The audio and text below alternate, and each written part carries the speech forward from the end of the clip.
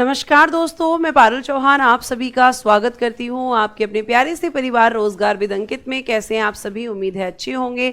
मोहन, संदीप, बलवंत, अमन, सुमित, मनीष, राममिलन, आलोक, अंकुर, Aamir, Prince, Ravneesh, Vinod, Ajit, आकृति, सुनील, लवकुश, हरिओम, शुभम, रजनीश, आकाश, सभी को मेरी तरफ से गुड मॉर्निंग, नमस्ते, राधे राधे, राम राम, सत श्री अकाल। प्यारे प्यारे बच्चों, कैसे हैं आप सभी? उम्मीद है आप बहुत अच्छे होंगे और आपका रिवीजन भी बहुत अच्छा चल रहा होगा। आप सभी लोग जल्दी जल्दी लाइव आ जाएंगे, सेशन के साथ जुड़ जाएंगे ताकि हम क्लास को स्टार्ट कर सकें। बहुत सारे बच्चे कह रहे हैं कि मैम एग्ज़ाम के लेवल को ही ध्यान में रखकर पढ़ाना। बेटा, आपसे ज़्यादा चिंता हमें है कि आपके लेवल का ही हम आपको पढ़ाएं। बहुत सारे बच्चे हैं क्लास में जो और भी डीप बोलते रहते हैं, लेकिन हमें पता है कि आपके एग्ज़ाम में क्वेश्चन कैसे आ सकता है।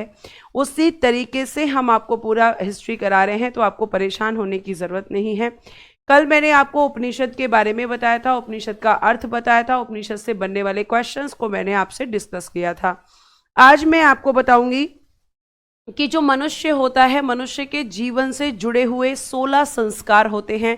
मनुष्य जिस दिन से अपनी माता के गर्भ में आता है ना, उस दिन से लेकर जब उसकी मृत्यु होती है, तो उसके जीवन से जुड़े हुए संस्कारों की संख्या कितनी होती है। तो आपको ध्यान रखना है कि उसके संस्कारों की संख्या होती है 16। ये आपको ध्यान रखना है प्यारे बच्चे। 16 संस्कार होते हैं, जिसमें गर्भाधान से लेकर अंत्येष्टि संस्कार तक 16 संस्कार होते हैं। तो आपसे नहीं पूछा जाएगा कौन कौन से संस्कार, लेकिन आपसे ये ज़रूर पूछा जा सकता है कि मनुष्य के जीवन से जुड़े हुए संस्कारों की संख्या कितनी होती है। और अगर मैं आपको बता दूं, बेटा कल का नोट्स गलत पढ़ा था, मैंने उसको ठीक करवा दिया है, आप जाके चेक करना। रात ही मैसेज कर दिया था मैंने टीम को और वो ठीक हो चुका है।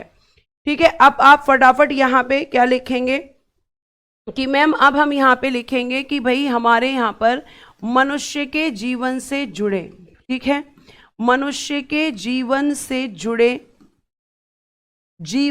जुड़े संस्कारों की संख्या कितनी होती है। जुड़े संस्कारों की संख्या, तो आप कहेंगे कि मैम इन संस्कारों की जो संख्या होती है वो होती है 16। कितनी होती है बेटा जी? 16 संस्कार होते हैं।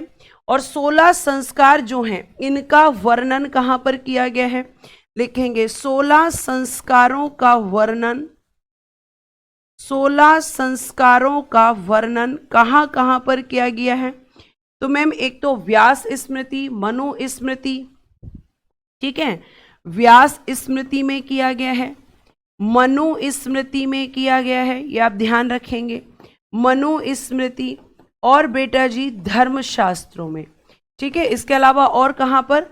धर्मशास्त्रों में। ये आपको ध्यान रखना है कि आपके 16 संस्कार जो मनुष्य के जीवन से जुड़े होते हैं, इन जगह पर इनका वर्णन किया गया है। मतलब यहाँ पर इनके बारे में बताया गया है कि मनुष्य के जीवन से जुड़े हुए कितने संस्कार होते हैं। तो आप कहेंगे कि मैम 16 संस्कार होते हैं, ठीक है, ये आपको ध्यान रखना है। उसके बाद में प्यारे बच्चे हम आगे की तरफ चलते हैं, और आगे की तरफ अब हम देखेंगे तो आपको मैं कुछ और चीज़ें यहाँ पर बताने वाली हूँ। जैसे अगर मैं आपसे बात करती हूँ कि भाई आपका जैसे रामायण से क्वेश्चन आया है, महाभारत से क्वेश्चन आया है, तो रामायण या महाभारत से क्या क्या क्वेश्चन बन सकते हैं। अगर मैं आपसे सबसे पहले ये पूछूं, ठीक है, कि भाई आपका जो आपने पढ़ा होगा रामायण के बारे में, जिसमें भगवान राम के जीवन का वर्णन किया गया है, तो आप देखते हैं यहाँ पर रामायण, ठीक है, क्या हेडिंग डालेंगे आप? रामायण। तो रामायण प्यारे बच्चे ध्यान रखिएगा कि रामायण को कहा जाता है कि ये आपका सबसे पुराना महाकाव्य है, और यही क्वेश्चन यूपी में पूछा गया है। सबसे पुराना महाकाव्य यानी ओल्डेस्ट अगर आपका कोई महाकाव्य है तो वो कौन सा है? रामायण। अब बहुत सारे बच्चे कहेंगे कि नहीं महाभारत। बेटा जी रामायण को महाभारत से पुराना इसलिए माना जाता है क्योंकि रामायण में भगवान राम के जीवन का वर्णन है, और आपका जो महाभारत है वहां पे कृष्ण के जीवन के बारे में, कृष्ण के उपदेशों के बारे में बताया गया है। तो भगवान कृष्ण का जन्म भगवान राम के बाद हुआ था। तो रामायण प्यारे बच्चे आपको ध्यान रखना है कि रामायण महाभारत से पुराना है। और जो रामायण है, रामायण की जब हम बात करते हैं तो रामायण की रचना किसने की है? तो सारे बच्चे बोल रहे हैं कि मैम महर्षि वाल्मीकि जी ने इसको लिखा है। महर्षि वाल्मीकि जी ने इसको लिखा है। बिल्कुल सही है, महर्षि वाल्मीकि जी ने रामायण को लिखा है। और जब इन्होंने इसको लिखा था तो किस भाषा में बेटा जी? संस्कृत में इन्होंने लिखा था। किस में लिखा था? आप कहोगे मैम संस्कृत में इन्होंने लिखा था। रामायण को ओरिजिनल किस भाषा में लिखा गया था? संस्कृत में लिखा गया था। प्यारे बच्चे, एक और आता है, रामायण को अवधी भाषा में किसने लिखा? तो अवधी भाषा में इसको लिखने वाले हैं, आपने सुना होगा, गोस्वामी तुलसीदास जी। किसने लिखा है? गोस्वामी तुलसीदास जी ने मैम यहां पर लिखा है। और इन्होंने जिस नाम से इसको लिखा है, क्या बोलते हैं उसको? रामचरितमानस। क्या बोला जाता है बेटा जी? रामचरितमानस गोस्वामी तुलसीदास जी ने आपकी लिखी है। लेकिन इसको किस भाषा में? तो मैम इसको अवधी भाषा में लिखा गया है। ठीक है, फिर आपसे ये क्वेश्चन, मतलब फैक्ट पूछे जा सकते हैं। आपसे पूछा जा सकता है कि तमिल में किसने लिखी है? तो तमिल में बेटा जी कंबन ने लिखी है। किसने लिखी है? कंबन। और आपका तमिल के बाद फारसी में किसने लिखी है? तो फारसी में मैम बदायूनी ने लिखी है। जो पूछा जा सकता है केवल मैं वही आपको बताऊंगी। फारसी में इसको किसने ट्रांसलेट किया है? बदायूनी ने ट्रांसलेट किया है। ठीक है, केवल आपको इतना ध्यान रखना है। अब यहाँ पे जो रामचरितमानस है, इसमें कितने कांड हैं, मतलब कितने इसके भाग हैं, ये आपसे एग्जाम में क्वेश्चन और आ सकता है। जो आ सकते हैं वही मैं आपको बताऊंगी। तो बेटा जो आपका रामचरितमानस है, जिसे गोस्वामी तुलसीदास जी ने लिखा है, रामचरितमानस, ठीक है, तो रामचरितमानस में कितने कांड हैं, ये क्वेश्चन पूछा जा सकता है। तो रामचरितमानस में टोटल बेटा दी 7 कांड हैं। कितने कांड हैं? 7 कांड हैं। इन 7 को हम लिखेंगे। Very good. पहला लिखेंगे बाल कांड, जिसमें भगवान राम के बालकपन के जीवन के बारे में बताया गया है। दूसरा अयोध्या कांड, ठीक है, जिसमें भगवान राम का अयोध्या के जीवन में वर्णन किया गया है कि भाई अयोध्या से ही तो थे भगवान राम, तो उनका और उनके इस साम्राज्य का वर्णन किया गया है। फिर वो जाते हैं वन को, तो इसको कहते हैं अरण्य कांड। जब वो वन जाते हैं, जब उनकी माता केकई उनके लिए वन का जो है मतलब वरदान मांगती हैं राजा दशरथ से, तो आपको ध्यान रखना है कि उसे क्या कहा गया है? अरण्य कांड। क्या कहा गया है बेटा जी? अरण्य कांड कहा गया है मैम, अरण्य कांड। उसके बाद बेटा जी चौथा आता है किष्किंधा कांड। किष्किंधा कांड, किष्किंधा कांड, ठीक है। उसके बाद में 5वां लिखिएगा सुंदर कांड। सुंदर कांड, जिसमें हनुमान जी की जो मुलाकात होती है भगवान राम से, वहां पर उनकी बात की गई। सुंदर कांड आपने पढ़ा भी होगा। फिर बेटा जी आपका लंका कांड, जब भगवान राम लंका जाते हैं, ठीक है। उसके बाद बेटा जी उत्तर कांड, जब वो वापस लौटकर अयोध्या आते हैं, उसको कहते हैं उत्तर कांड। तो ये आपके 7 कांड हैं। इनका क्रम जरूर ध्यान रखना, क्योंकि कई बार वो क्रम पूछ लेता है। किष्किंधा कांड, एक मिनट, दोबारा ही लिखना पड़ेगा।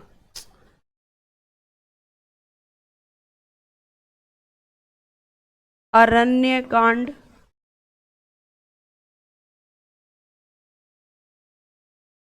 किष्किंधा कांड,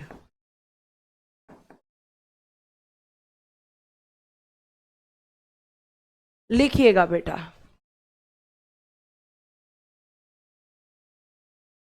ठीक है, लिखिएगा फटाफट।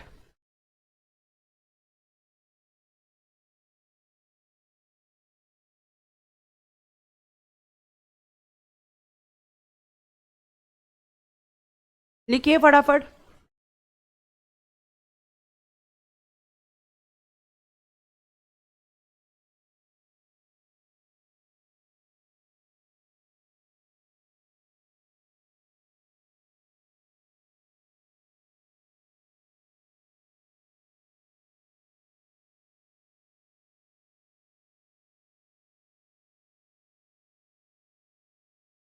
एक मिनट, यहां पे क्वेश्चन आ रहा है कि इनमें सबसे बड़ा कांड कौन सा है, तो मैं वो भी बता देती हूं। बाल कांड सबसे बड़ा और किष्किंधा कांड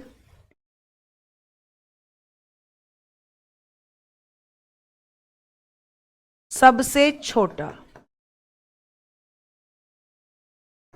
सबसे छोटा लिख लीजिए, ये भी लिख लीजिए, क्वेश्चन पूछा गया बच्चे के द्वारा।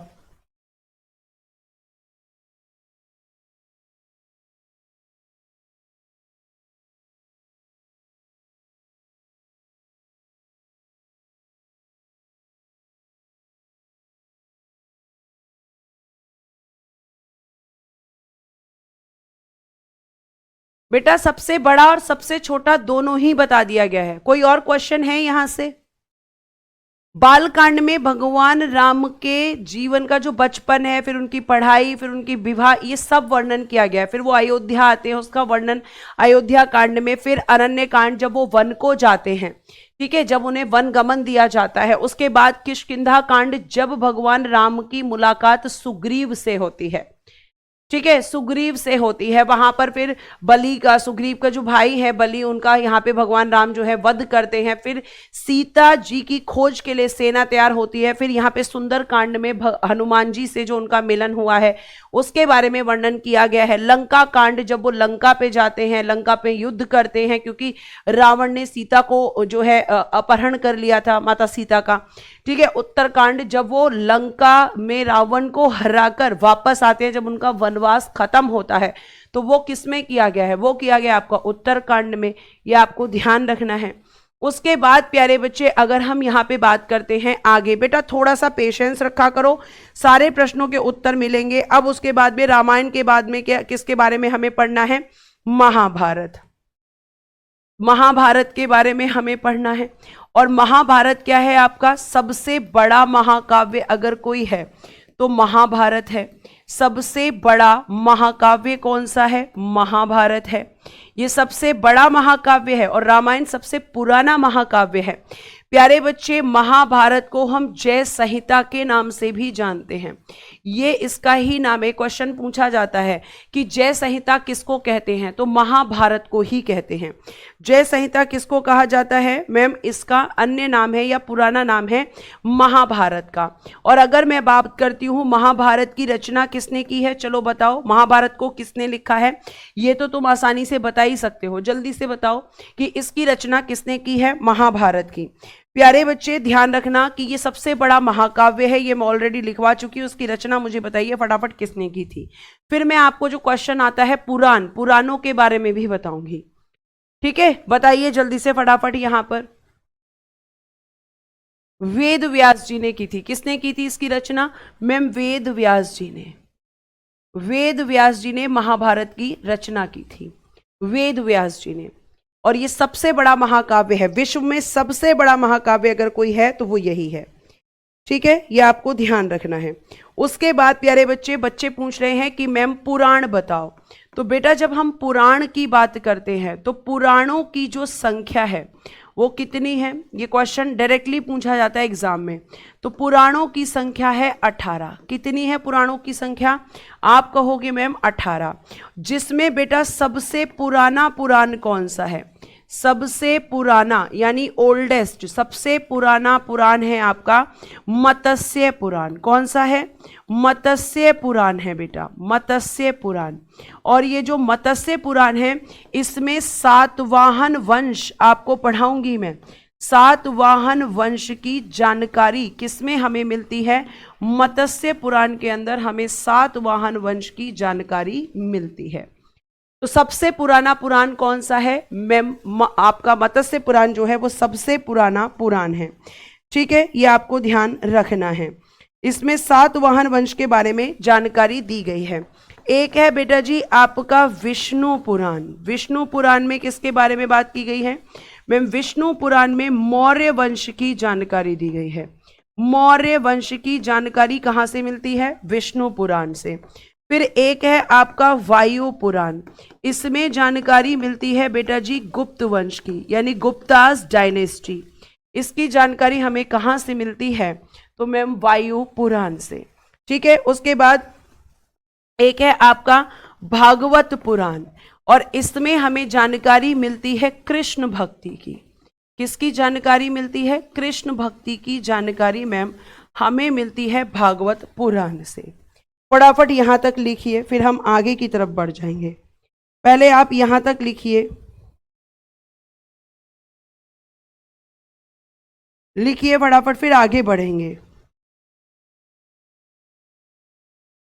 ठीक है, फिर मैं आपको बताऊंगी कि भगवान विष्णु जो हैं उनके 10 अवतार हैं, तो उन 10 अवतारों की जानकारी किस किस उसमें मिली है, मतलब किस किस पुराण में मिली है। तो आप एक हेडिंग देंगे कि जो भगवान विष्णु हैं, ठीक है, भगवान विष्णु के, भगवान विष्णु के 10 अवतारों की जानकारी, 10 अवतारों की जानकारी कहां कहां से मिलती है, ये क्वेश्चन, मतलब किस किस पुराण से मिलती है, ये क्वेश्चन बेटा आपसे पूछा जा सकता है। तो आप कहेंगे कि मैम 10 अवतारों की जानकारी अग्नि पुराण, अग्नि पुराण,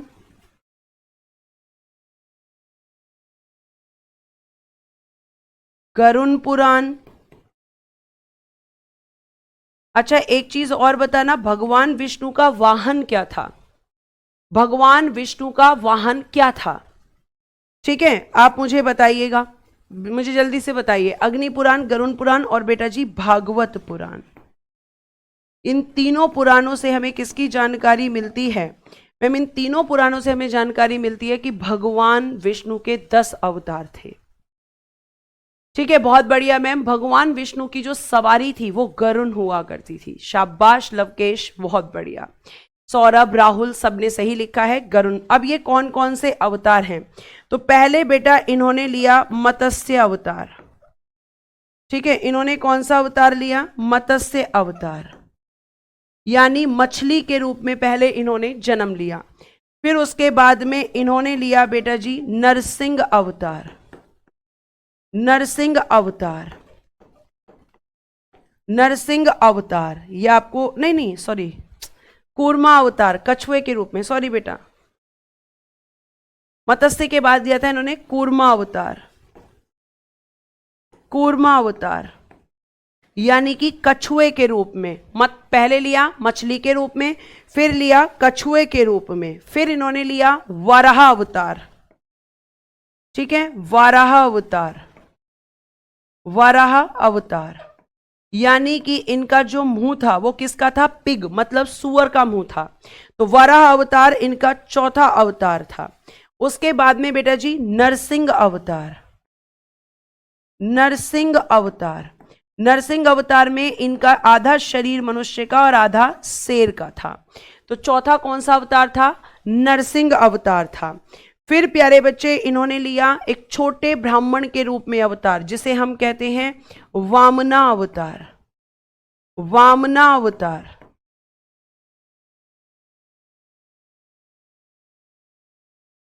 वराह अवतार। ठीक है, नरसिंह अवतार, वराह अवतार और वामना अवतार। फिर इन्होंने छोटे ब्राह्मण के रूप में अवतार लेने के बाद इन्होंने गुस्से के रूप में क्या लिया? तो आप कहेंगे कि मैम गुस्से के रूप में इन्होंने लिया परशुराम, परशुराम जी का अवतार, परशुराम अवतार। परशुराम जी का आपने नाम सुना होगा, जब भगवान राम ने शिव भगवान का धनुष तोड़ दिया था, तो परशुराम जी वहां पर आए थे। तो इन्होंने छठा अवतार किसका लिया है? मैम परशुराम जी का अवतार इन्होंने छठा अवतार लिया है।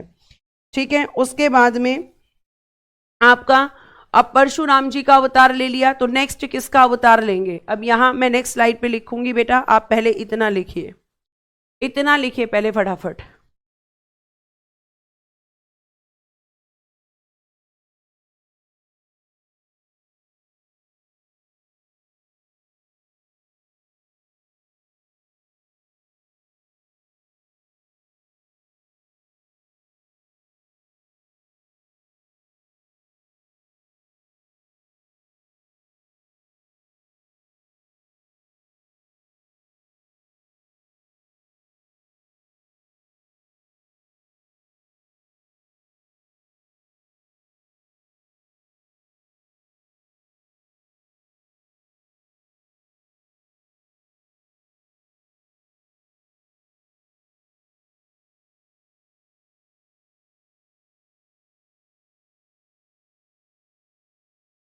लिख लिया, आगे चलिए। 6 अवतार बता दिए बेटा जी।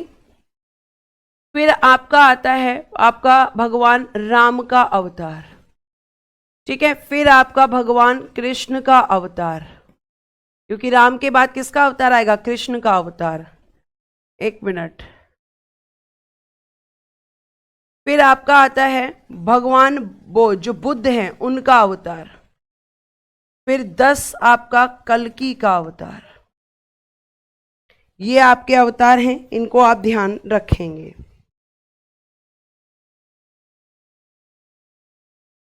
लिखिए फटाफट।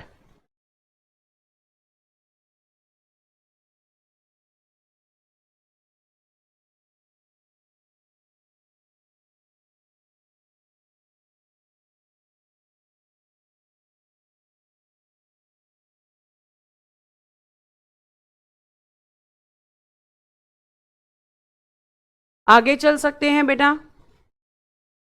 आगे चल सकते हैं,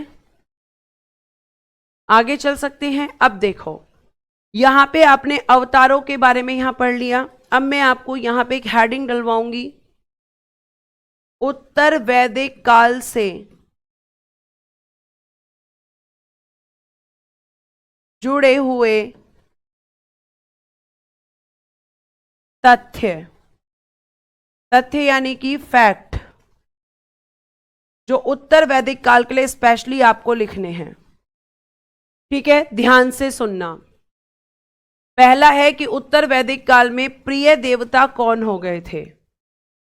तो उत्तर वैदिक काल के प्रिय देवता थे प्रजापति। आप मुझे बताएंगे वैदिक काल में मुख्य देवता कौन थे या प्रिय देवता कौन थे? मैंने लिखवाया है बेटा जी। गोत्र जो होता है, गोत्र की शुरुआत, गोत्र की शुरुआत इसी काल में हुई, इसी काल में हुई, उत्तर वैदिक काल में, ठीक है। जाति व्यवस्था, कास्ट सिस्टम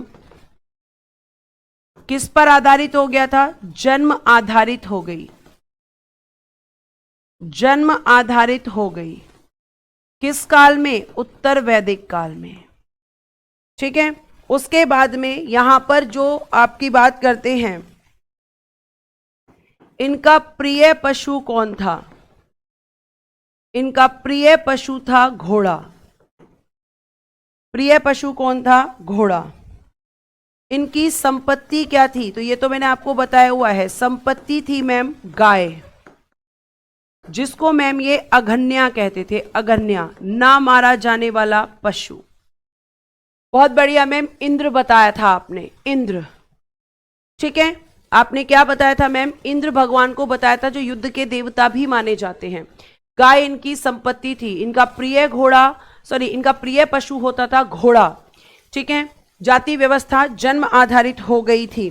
उसके अलावा प्यारे बच्चे आप ध्यान रखेंगे यहां पर कि ये आपके इससे रिलेटेड क्या है? ये इससे रिलेटेड आपके यहां पर फैक्ट हैं।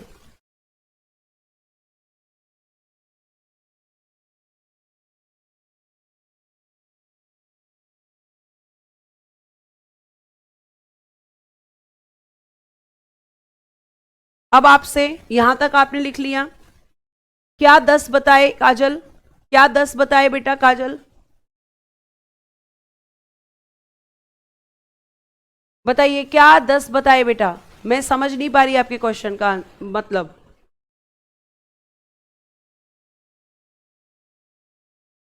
हाँ जी अविनाश कुमार जी, परशुराम जी और राम भगवान का अवतार एक ही समय पे है, क्योंकि एक अवतार जो है बहुत गुस्से का है और एक अवतार जो है बहुत शांति का है। तो दोनों के अवतार एक साथ हैं। बिल्कुल सही बात है ये, इसमें कुछ भी।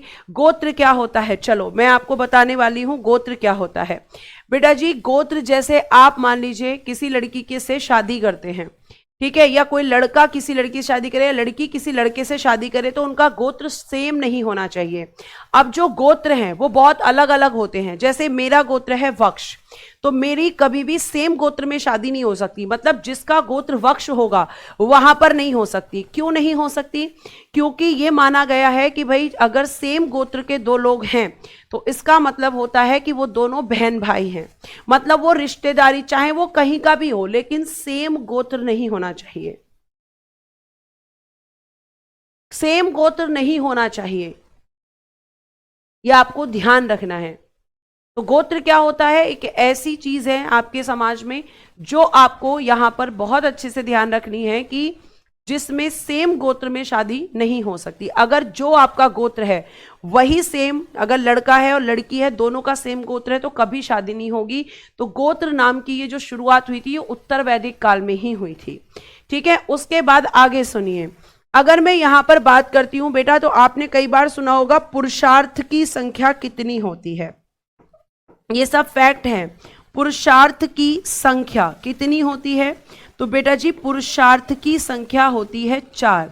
धर्म, अर्थ, काम और मोक्ष क्या क्या होता है मैम? एक होता है धर्म, एक होता है अर्थ, एक होता है काम और एक होता है मोक्ष।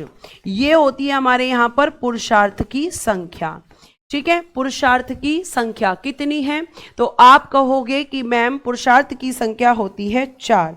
उसके अलावा प्यारे बच्चे पूछा जाता है कि प्रत्येक जीव का निर्माण किससे होता है या किन तत्वों से होता है? प्रत्येक जीव का निर्माण किन तत्वों से होता है? किन तत्वों से? तो क्या आप बता सकते हैं कि किन तत्वों से मिलकर प्रत्येक जीव या वस्तु का निर्माण होता है? तो आकाश, वायु, अग्नि और पृथ्वी। क्या होता है? आकाश, वायु, अग्नि और पृथ्वी, इन चारों से मिलकर प्रत्येक जीव या वस्तु का निर्माण होता है। कितने तत्व होते हैं? अच्छा एक रह गया जल, एक रह गया जल। आकाश, वायु, अग्नि, पृथ्वी और जल। तो कितने हो गए मैम? 4। कितने हो गए बेटा जी? 5। कितने हो गए? 5। तो आकाश, वायु, अग्नि, पृथ्वी और जल।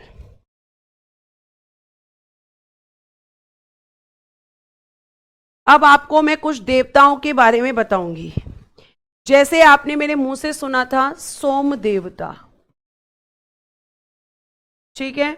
एक आप मेरे मुंह से सुन लीजिए अब ब्रह्मा जी, एक सुन लीजिए विष्णु जी, एक सुन लीजिए भगवान शिव जिन्हें आप महेश भी कहते हैं। अब ये जो सोम देवता हैं, अगर मैं इसकी बात करती हूं, सोम देवता की अगर मैं बात करती हूं प्यारे बच्चे, तो इनके बारे में क्वेश्चन पूछा गया है कि इन्हें किस रूप में जाना जाता है। तो बेटा जी ये जो सोम देवता हैं इन्हें कहा जाता है कि ये वनस्पति या औषधि, ठीक है, हम कह सकते हैं कि मैम ये वनस्पति या औषधि के देवता हैं। क्या कह सकते हैं सोम देवता को? कि मैम ये वनस्पति या औषधि का एक पौधा होता है, औषधि के देवता। और इनसे क्या किया जाता है भाई? औषधि से क्या किया जाता है मैम? रोगों का उपचार किया जाता है, रोगों का उपचार। तो रोगों का उपचार करने वाले देवता कौन से हैं? सोम देवता। ब्रह्मा जी को कहा जाता है कि इन्होंने सृष्टि की रचना की है। सृष्टि की रचना करने वाले कौन है? ब्रह्मा जी। सृष्टि का संचालन कौन करता है मैम? भगवान विष्णु। और सृष्टि का संचालन किसने किया? भगवान विष्णु ने। और इस सृष्टि का विनाश कौन कर सकता है? तो मैम वो कर सकते हैं भगवान शिव। ये तीनों का आप ध्यान रखेंगे।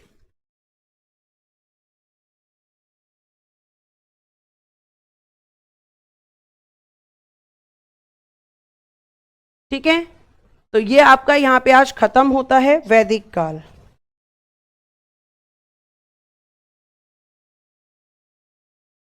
अब हम यहां तक लिख के मुझे बताइए, फिर मैं शुरू करूंगी महाजनपद।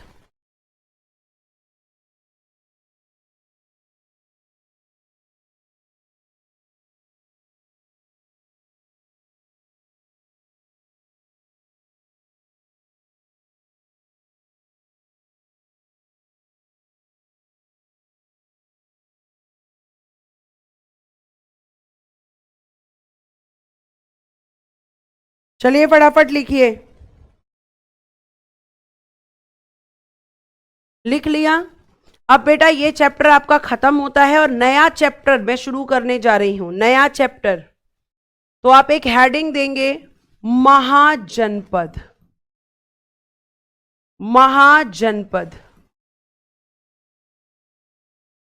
क्या हेडिंग देनी है आपको? महाजनपद आपको एक हेडिंग देनी है, ये आप ध्यान रखेंगे। महाजनपद इंग्लिश में क्या कहेंगे? महाजनपद ही कहेंगे। और इनका जो समय होगा वो होगा मैम 600 बीसी से और 400 बीसी तक। बीसी को हिंदी में कहते हैं ईसा पूर्व।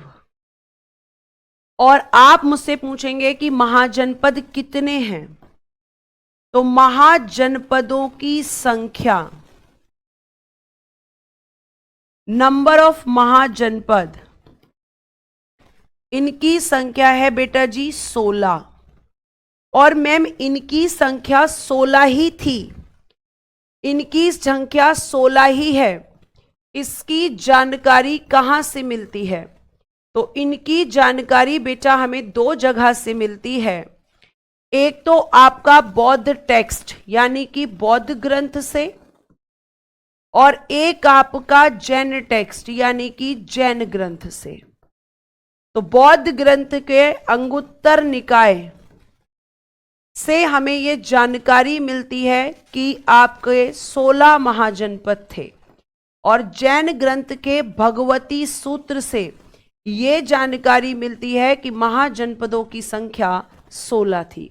यानी इन दोनों से हमें यह पता चलता है कि हमारे यहां पर जो महाजनपद हैं उनकी संख्या कितनी थी, तो मैम 16।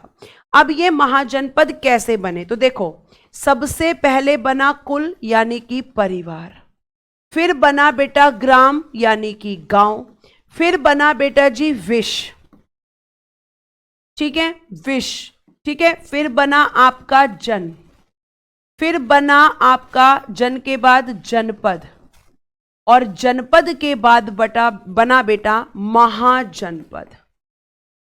महाजनपद, और महाजनपद की एक खासियत होती थी, महाजनपद की एक खासियत होती थी बेटा, और ये आपको बहुत अच्छे से ध्यान रखना है कि आप ये बहुत अच्छे से ध्यान रखेंगे कि जो महाजनपद हैं इनका क्या होता था?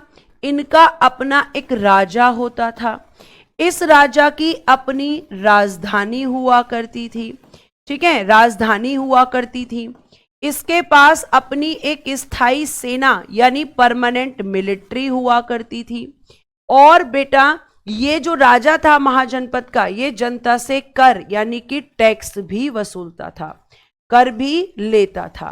कर क्यों लेता था? ताकि भाई जो खर्चे हो रहे हैं, ठीक है, वो किसके लिए हो रहे हैं? जनता के लिए। भाई राजा का काम क्या होता है? मैम जनता की रक्षा करना। और जब वो जनता की रक्षा करेगा तो मैम वो सेना रखेगा, और जब वो सेना रखेगा तो मैम ये भी है कि सेना का खर्चा भी होगा, ठीक है, हमारी सुरक्षा के लिए रखेगा, क्योंकि युद्ध होगा तो सेना ही लड़ने जाएगी। तो अब इस सेना का खर्चा उसे निकालना है, तो टैक्स किससे लेगा? जनता से लेगा। शुभम विष क्या होता है? जाकर पढ़िए, आपको वैदिक काल में बताया है मैंने बताया है। ये जितने बच्चे पूछ रहे हैं कि विष क्या है, ये वही बच्चे पूछ रहे हैं जिन्होंने रेगुलर क्लासेस नहीं की हैं, क्योंकि जन तक तो मैंने आपको पढ़ाया हुआ है वैदिक काल में।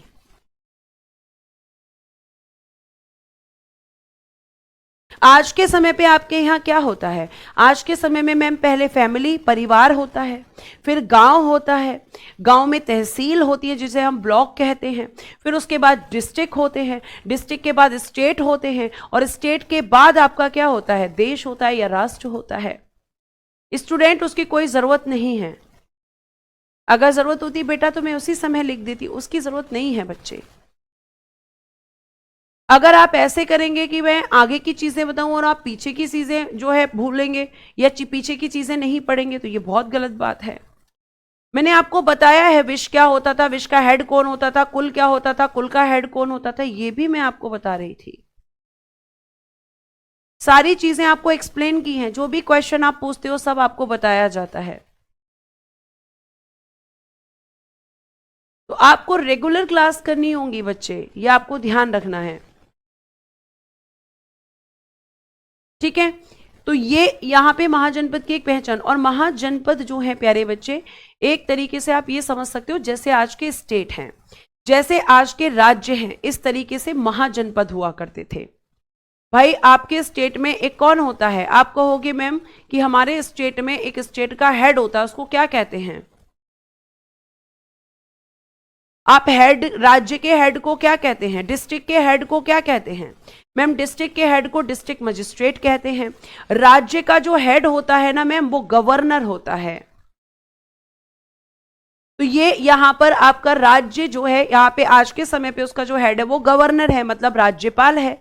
लेकिन इस समय पर कौन है? राजा है मैम।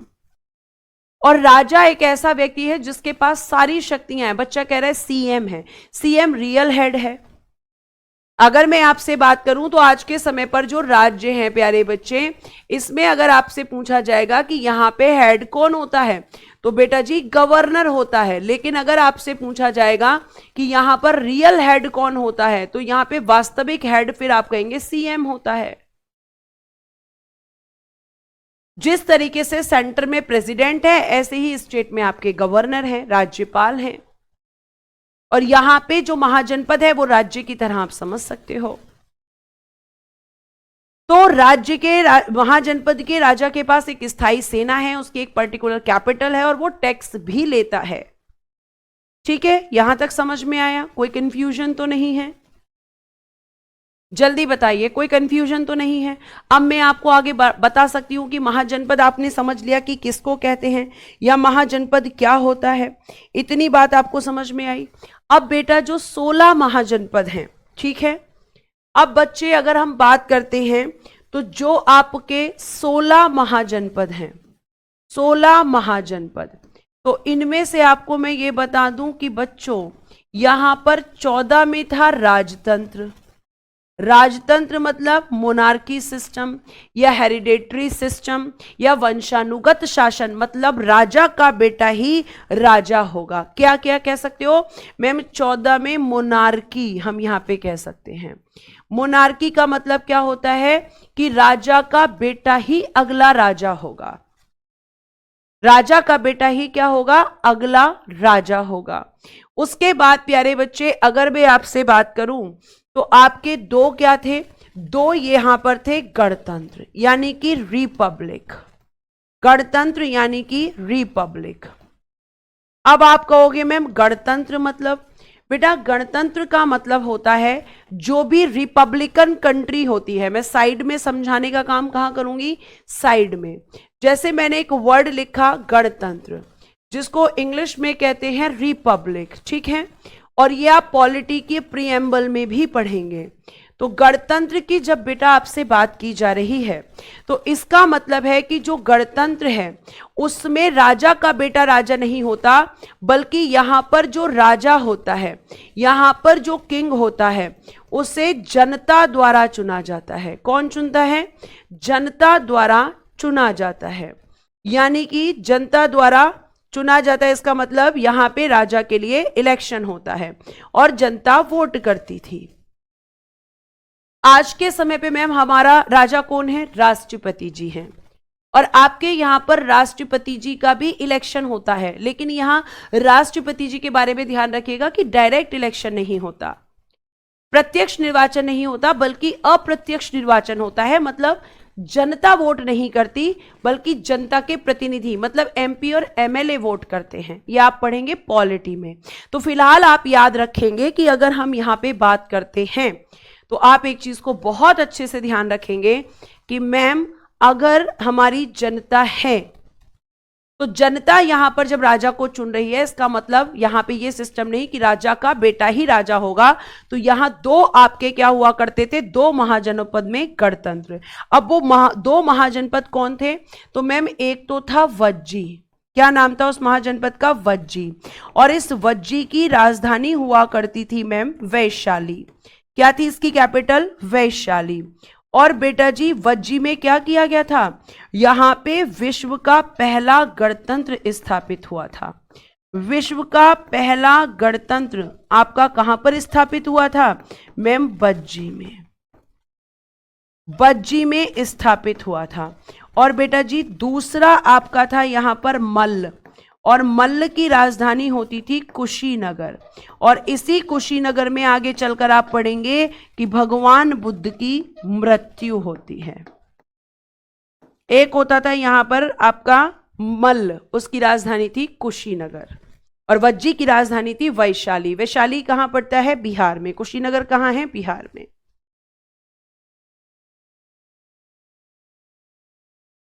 ठीक है, अब आप यहां पे लिखिए, फिर मैं आपको बताऊंगी कि आपके कौन कौन से महाजनपद थे, जिनमें कौन सा आपका हम कह सकते हैं कि कौन सा राजतंत्र। मैंने आमिर खान अभी बताया बेटा, आपको ध्यान से सुनना होगा क्लास में।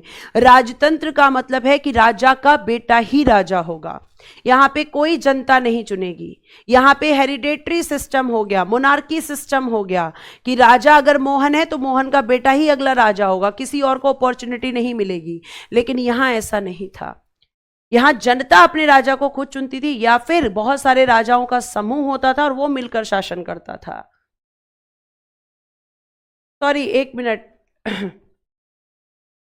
एक मिनट, मैंने शायद वैशाली बिहार में है, ठीक है, वैशाली बिहार में है। कुशीनगर क्या बोल दिया मैंने, एक बार कमेंट में बताना, सॉरी गलती से कुछ बोल दिया है।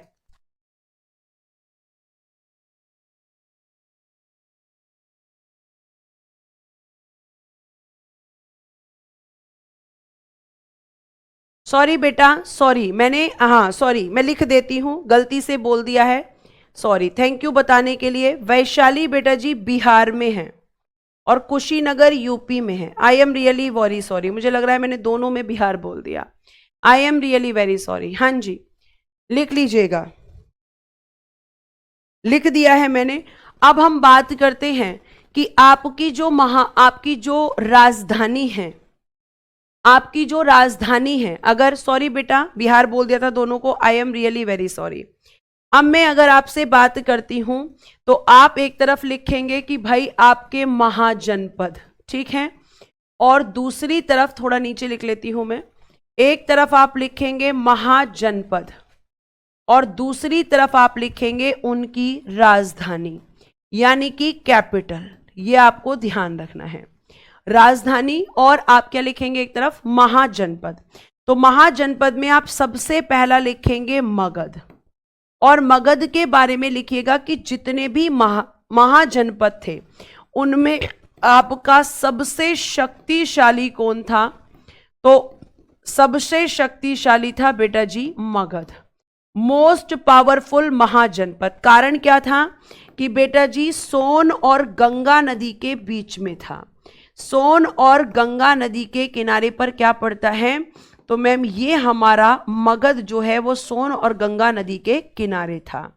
और पहले के समय पर बेटा जो स्थान नदियों के किनारे होता था, जो स्थान नदियों के किनारे पर होता था,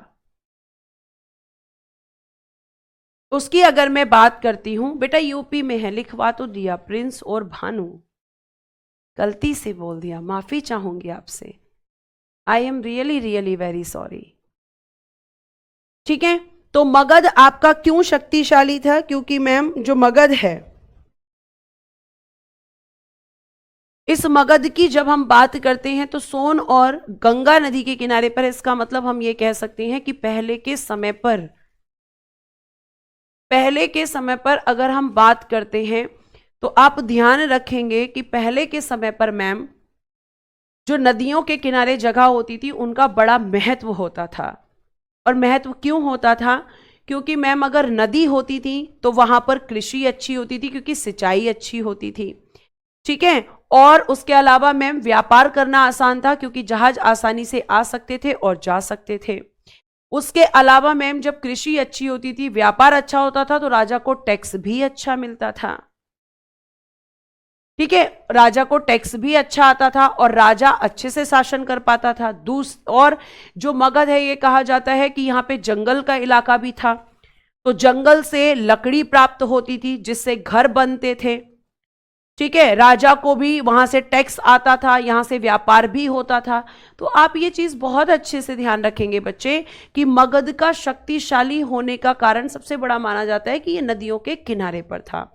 और जो मगध है, इसकी राजधानी समय समय पर परिवर्तित हुई है। जैसे सबसे पहले इसकी जो राजधानी होगी वो होगी ग्रीवरज। क्या होगी? ग्रीवरज होगी।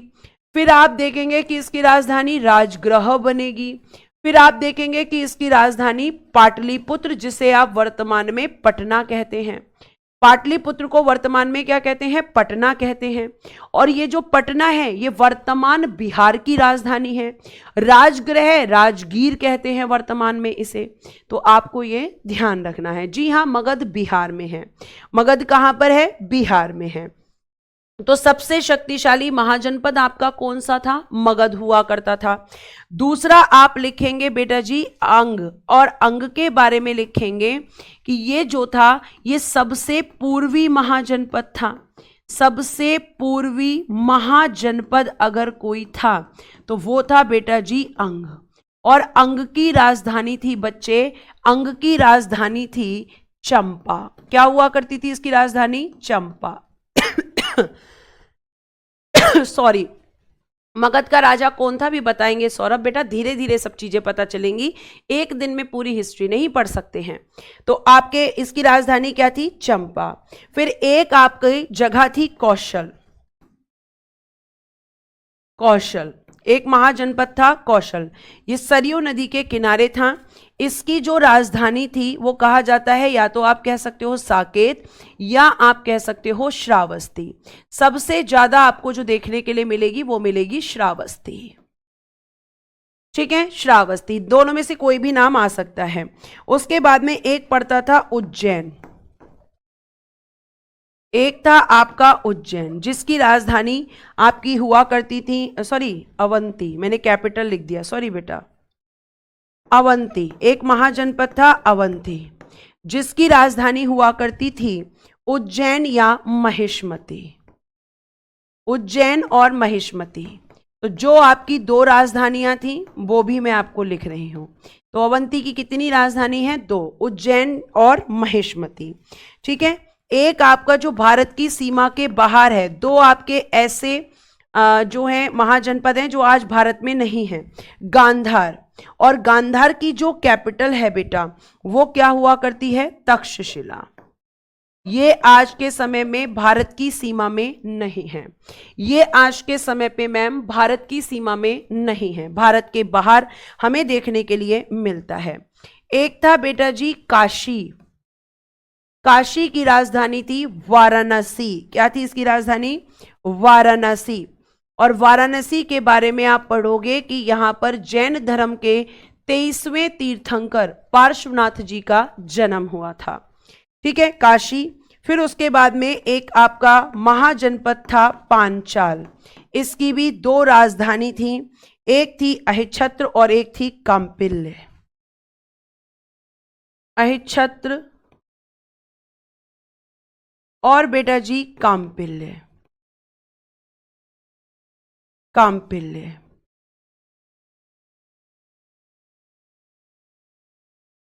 ठीक है। एक आपका जो मैंने आपको बताया 8वां वज्जी,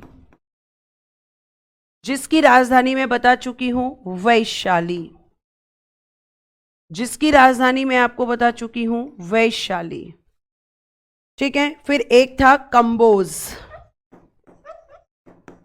कंबोज की राजधानी थी हाटक। और कंबोज घोड़ों के लिए, इसकी राजधानी जो थी हाटक, वो घोड़ों के लिए प्रसिद्ध थी। लिखिए यहां तक, फिर आगे चलते हैं।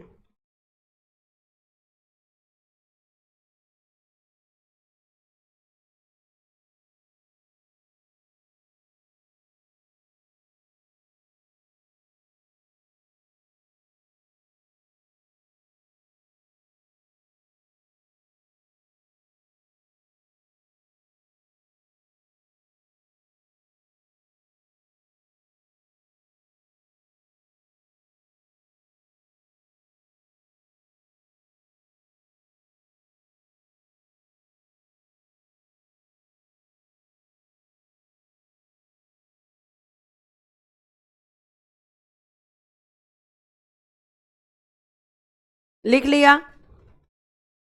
उसके बाद देखिएगा यहां पर नेक्स्ट, अश्मक। अश्मक, इसकी राजधानी थी प्रतिष्ठान, ब्रैकेट में लिखना पैठन। अश्मक। फिर लिखिएगा मल्ल। मल्ल की राजधानी थी कुशीनगर। फिर लिखिएगा सूरसेन, मथुरा। फिर लिखिएगा मत्स्य, विराटनगर। लिखिए फटाफट।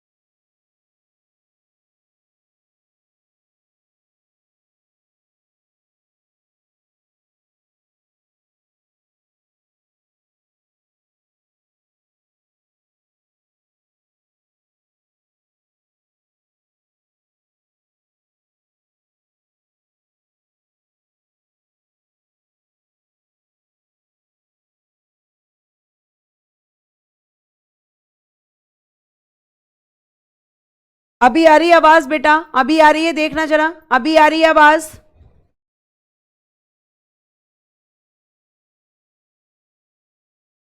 अभी आ रही है आवाज?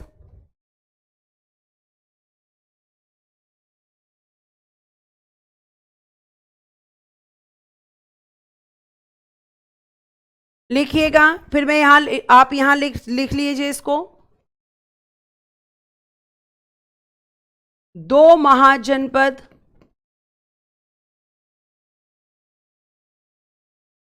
जो भारत की सीमा के बाहर हैं,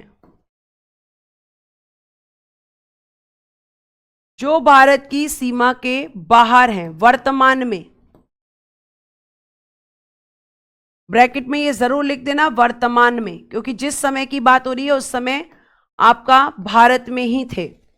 और वो आपके हैं बेटा जी कंबोज और गांधार। कंबोज और गांधार लिख दीजिएगा, लिख दीजिएगा।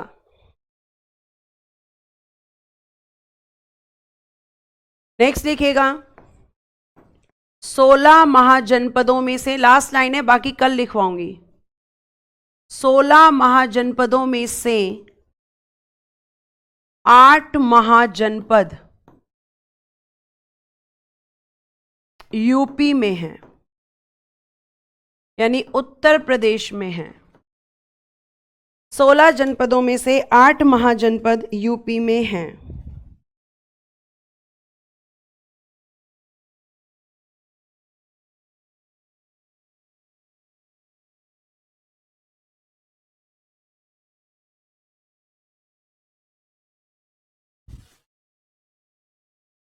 हाँ बेटा टाइम हो गया है।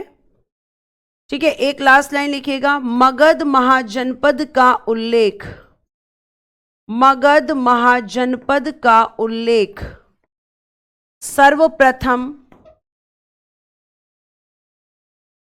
सर्वप्रथम अथर्ववेद में मिलता है, अथर्ववेद में मिलता है।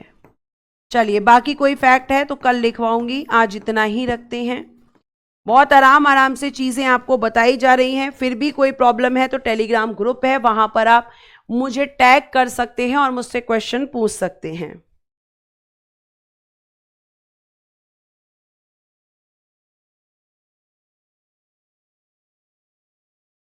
और कल का आपका टॉपिक रहेगा, कल का आपका टॉपिक रहेगा बेटा जी बौद्ध धर्म। ठीक है, सबके कमेंट्स देखते हैं, लेकिन सबके कमेंट्स को पढ़ पाना और आंसर देना पॉसिबल नहीं। तो आज के लिए thank you so much, bye bye, take care and good day everyone. जय हिंद, जय भारत। हंसते रहें, मुस्कुराते रहें और हमेशा खुश रहें।